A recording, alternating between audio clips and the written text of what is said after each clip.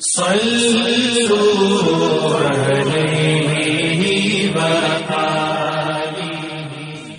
صلی اللہ علیہ وآلہ وسلم پر وحی کا ابتدائی دور اچھے سچے پاکیزہ خوابوں سے شروع ہوا۔ آپ خواب میں جو کچھ دیکھتے وہ صبح کی روشنی کی طرح صحیح اور سچا ثابت ہوتا۔ پھر من جانب قدرت آپ تنہائی پسند ہو گئے اور آپ نے غار حرا میں خلوت نشینی اختیار فرمائی اور کئی دن اور رات وہاں مسلسل عبادت اور یاد الہی و ذکر میں مشغول رہنے لگے۔ جب تک گھر آنے کو دل نہ چاہتا توشہ ہمراہ لیے ہوئے وہاں رہتے۔ توشہ ختم ہونے پر ہی اہلیہ محترمہ حضرت خدیجہ رضی اللہ تعالی عنہا کے پاس تشریف لاتے اور کچھ توشہ ہمراہ لے کر پھر وہاں جا کر خلوت گزین ہو جاتے۔ یہی طریقہ جاری رہا یہاں تک کہ آپ پر حق منکشف ہو گیا اور آپ غار حرا ہی میں قیام پذیر تھے کہ اچانک حضرت جبرائیل علیہ السلام آپ کے پاس حاضر ہوئے اور کہنے لگے کہ اے محمد پڑھو۔ آپ فرماتے ہیں کہ میں نے کہا کہ میں پڑھنا نہیں جانتا۔ آپ صلی اللہ علیہ وسلم فرماتے ہیں کہ فرشتے نے مجھے پکڑ کر اتنے زور سے بھینچا کہ میری طاقت جواب دے گئی۔ پھر مجھے چھوڑ کر کہا پڑھو۔ میں نے پھر وہی جواب دیا کہ میں پڑھا ہوا نہیں ہوں۔ اس فرشتے نے مجھ کو نہایت ہی زور سے بھینچا کہ مجھ کو سخت تکلیف محسوس ہوئی۔ پھر اس نے کہا کہ پڑھ۔ میں نے کہا میں پڑھا ہوا نہیں ہوں۔ فرشتے نے تیسری بار مجھ کو پکڑا اور تیسری مرتبہ پھر مجھ کو بھینچا۔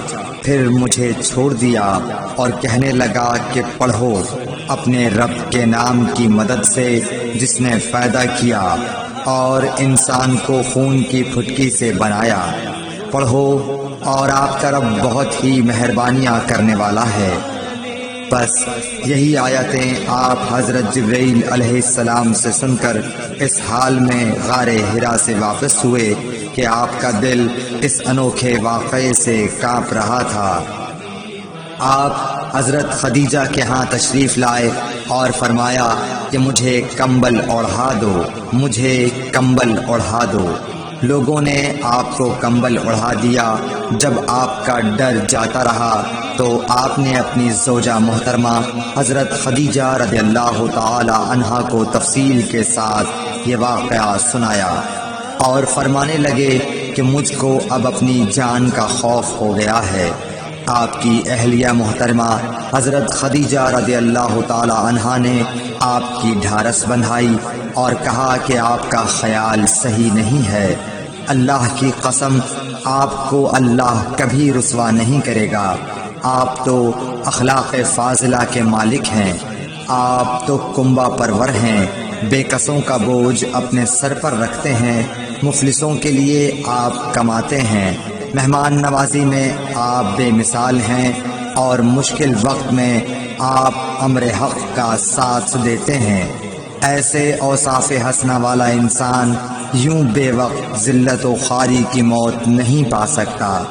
پھر مزید تسلی کے لیے حضرت خدیجہ رضی اللہ تعالی عنہا آپ کو ورقہ بن نوفل کے پاس لے گئیں جو ان کے چچا زاد بھائی تھے اور زمانہ جاہلیت میں نصرانی مذہب اختیار کر چکے تھے اور عبرانی زبان کے کاتب تھے۔ چنانچہ انجیل کو بھی حسب منشائے خداوندی عبرانی زبان میں لکھا کرتے تھے۔ انجیل سریانی زبان میں نازل ہوئی تھی، پھر اس کا ترجمہ عبرانی زبان میں ہوا۔ ورقہ اسی کو لکھتے تھے۔ وہ بہت بوڑھے ہو گئے تھے، یہاں تک کہ ان کی بینائی بھی رخصت ہو چکی تھی۔ حضرت خدیجہ رضی اللہ تعالی عنہا نے ان کے سامنے آپ کے حالات بیان کیے اور کہا کہ اے چچا زاد بھائی، اپنے بھتیجے محمد صلی اللہ علیہ وسلم کی زبانی ذرا ان کی کیفیت سن لیجئے۔ وہ بولے کہ بھتیجے آپ نے جو کچھ دیکھا ہے اس کی تفصیل سناؤ۔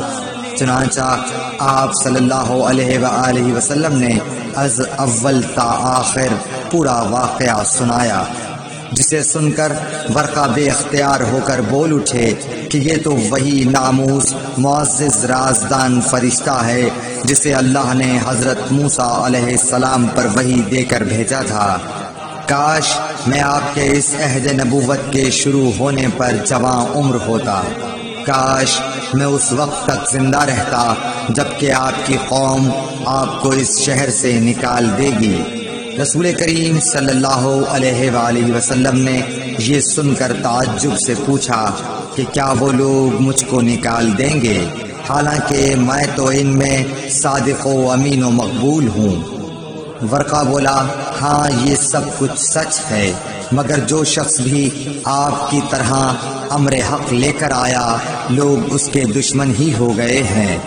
اگر مجھے آپ کی نبوت کا وہ زمانہ مل جائے تو میں آپ کی پوری مدد کروں گا، مگر ورقہ کچھ دنوں کے بعد انتقال کر گئے، پھر کچھ عرصے تک وحی کی آمد موقوف رہی۔ صحیح بخاری حدیث نمبر 3۔